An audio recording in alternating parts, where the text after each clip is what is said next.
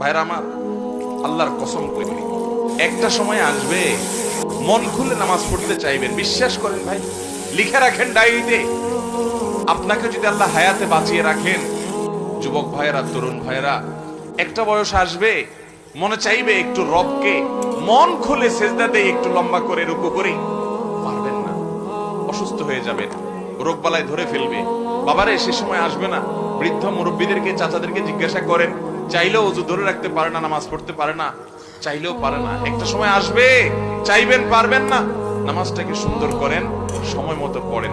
অনেক রাকাত নামাজ পড়বেন, নফল নামাজ পড়বেন। এটার চেয়ে উত্তম হলো ফরজটা পড়লেন, মূল সুন্নত গুলাই পড়লেন, কিন্তু ধীরস্থিরতার সাথে পড়লেন। 10 রাকাত তাড়াহুড়া করে পড়ার চাইতে 2 রাকাত আস্তে আস্তে পড়া অনেক বেশি। নামাজ সুন্দর করবেন তো ইনশাআল্লাহ। আজকে আপনাদেরকে একটা কথা বলে রাখি, আপনারা যখন মসজিদে যাবেন একটু খেয়াল করেন ভাইরা, যে কোন